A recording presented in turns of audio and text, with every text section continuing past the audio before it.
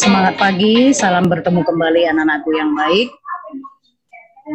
Kemarin kita sudah melihat bagaimana cara meningkatkan mutu tenaga kerja di Indonesia dari pihak pemerintah, dari pihak perusahaan, dan dari pihak pribadi atau individu. Sekarang kita masuk pada sistem pengupahan atau sistem upah.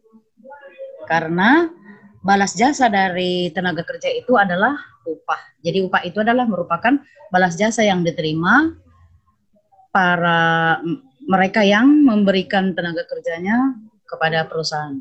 Sistem upah tergantung kepada yang pertama, kondisi permintaan dan penawaran tenaga kerja. Maksudnya di sini, jika permintaan tenaga kerja banyak, sedangkan penawarannya atau orang yang menyediakan tenaga kerjanya sedikit, maka upahnya akan tinggi. Dan sebaliknya, jika permintaan tenaga kerja sedikit, sementara penawaran tenaga kerja sedikit, permintaan sedikit, penawaran tenaga kerjanya banyak, maka upahnya akan rendah. Yang kedua, sistem upah itu tergantung pada hubungan pemberi kerja dan penerima kerja. Artinya, timbul karena kesepakatan pemberi kerja dan penerima kerja. Contoh, upah borongan membuat bangunan. Jadi itu terjadi, upahnya terjadi kesepakatan kedua belah pihak, orang yang memberikan pekerjaan dan orang yang menerima pekerjaan. Yang ketiga, upah itu tergantung pada upah minimum, yang biasa kita kenal dengan UMR, upah minimum regional. Upah minimum itu adalah upah terendah dalam suatu negara atau dalam suatu daerah. Upah minimum terbagi atas 3. Yang pertama UMR, upah minimum regional, yaitu upah terendah dalam suatu wilayah atau kawasan. Yang kedua UMP, upah minimum provinsi, berarti upah terendah dalam suatu provinsi, misalnya UMR di Sumatera Utara. Yang ketiga UMK, upah minimum kabupaten, yaitu upah terendah dalam suatu kabupaten, misalnya UMK Kabupaten Sirge. Jadi ingat, upah minimum itu terbagi atas 3, 1 regional dalam satu kawasan, provinsi berarti dalam satu provinsi, UMK atau kabupaten berada dalam satu kabupaten. Nah, berhubungan dengan tenaga kerja, maka kita dihadapkan juga dengan pengangguran. Pengangguran itu adalah orang yang tidak mempunyai pekerjaan, orang yang tidak mempunyai pekerjaan atau sedang mencari pekerjaan atau sedang mempersiapkan usaha baru. Jadi pengangguran itu ada 3. 1, yang tidak mempunyai pekerjaan. Yang kedua, sedang mencari pekerjaan. Yang ketiga, sedang mempersiapkan usaha baru. Tingkat pengangguran itu adalah perbandingan antara jumlah penganggur dan jumlah angkatan kerja dalam kurun waktu tertentu yang dinyatakan dalam bentuk persentase atau persen. Sekali lagi, tingkat pengangguran adalah jumlah penganggur dan jumlah angkatan kerja dalam kurun waktu tertentu yang dinyatakan dalam bentuk persen. Jadi nanti ada rumusnya.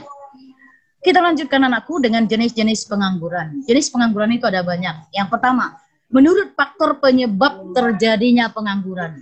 Pengangguran terbagi atas yang pertama, pengangguran konjuntur atau siklis.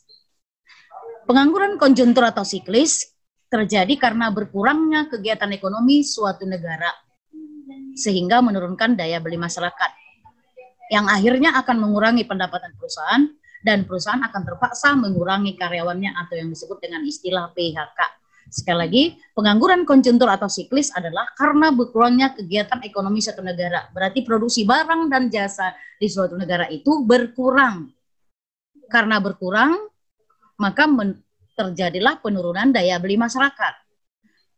Karena daya beli masyarakat berkurang, maka akan mengurangi pendapatan perusahaan. Nah, akibatnya jika pendapatan perusahaan berkurang, perusahaan tidak akan mampu menggaji karyawan yang bekerja. Dan yang terakhir langkah perusahaan adalah mengurangi tenaga kerjanya atau yang disebut dengan PHK, putus hubungan kerja. Yang kedua, pengangguran struktural, yaitu terjadi karena perubahan struktur ekonomi, misalnya dari agraris menjadi industri. dari agraris menjadi industri. Contoh, selama ini kita hidup di sektor pertanian atau bekerja di sektor pertanian. Kemudian karena perkembangan teknologi berubah menjadi sektor industri. Nah, selama ini kita hanya mengerti bekerja di sektor pertanian, memegang tanah, menyemprot, memupuk, dan sebagainya, harus dialihkan ke industri. Sementara kita tak punya keterampilan memegang industri. Untuk itulah maka orang yang bekerja di sektor pertanian tadi menjadi menganggur karena dia tak punya sama sekali kemampuan untuk bekerja di sektor industri. Yang ketiga, pengangguran friksional atau normal. Normal berarti 2/3 dari jumlah penduduk menganggur. 2/3 dari seluruh jumlah penduduk menganggur. Itu namanya masih normal. Ini terjadi karena sulitnya mempertemukan pencari kerja dengan pemberi kerja. Jadi yang mencari kerja ada di Kalimantan, yang mau memberi kerja ada di Pulau Jawa, sehingga tidak bertemu. Hal ini juga terjadi karena faktor jarak. Jadi jauhnya Kalimantan dengan Pulau Jawa, sehingga tidak saling mengetahui.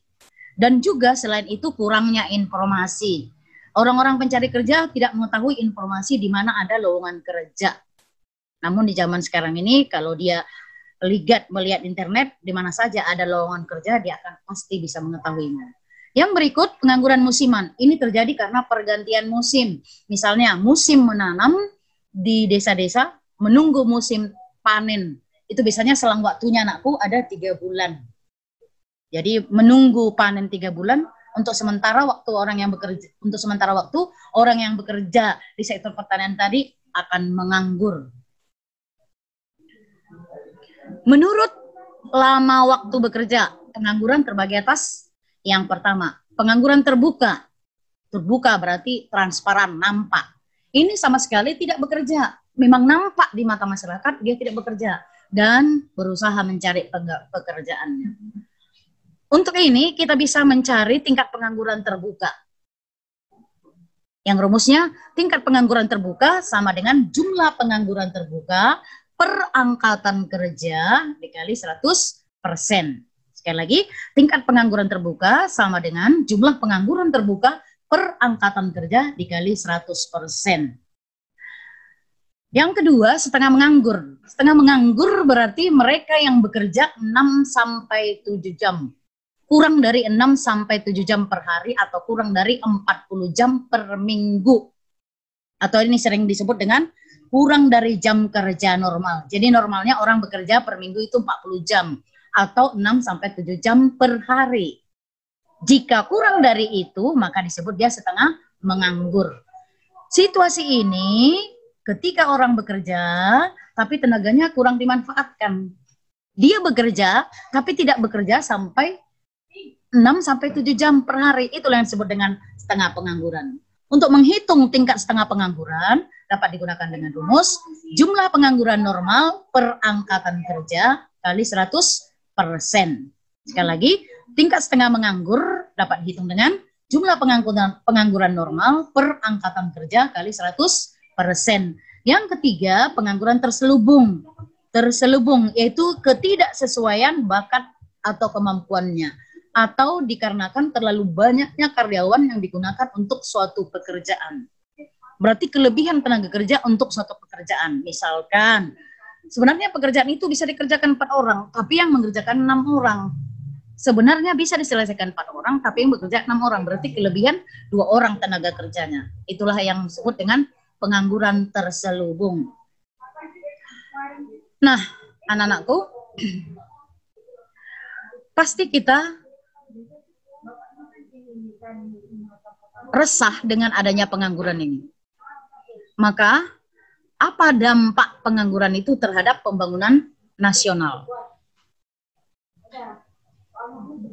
Yang pertama, dampak pengangguran itu, yang pertama, pendapatan nasional dan pendapatan per kapita menurun. Pendapatan nasional dan pendapatan per kapita menurun. Pendapatan nasional berarti pendapatan negara. Pendapatan per kapita berarti pendapatan per orang atau per jiwa atau per kepala. Ini otomatis menurun. Mengapa? Karena dia tidak bekerja. Tidak bekerja berarti tidak memperoleh penghasilan. Kalau setiap orang tidak memperoleh penghasilan, tentu pajak yang mau disetornya kepada negara juga menurun. Yang kedua, penerimaan negara menurun. Dari mana? Dari sektor pajak yang tadi. Kalau orang-orang banyak tidak bekerja, berarti tidak membayar pajak kepada negara. Kalau banyak pengangguran, maka terjadilah penurunan pajak. Itu maksudnya. Yang ketiga, beban psikologis. Beban psikologis berarti kejiwaan. Udah jelas kalau orang yang menganggur, ini beban psikologisnya pasti agak minder. Nggak enak melihat orang yang bekerja. Ini biasanya perasaannya gampang marah, boleh katakan sensitif begitu. Salam sehat dan tetap semangat.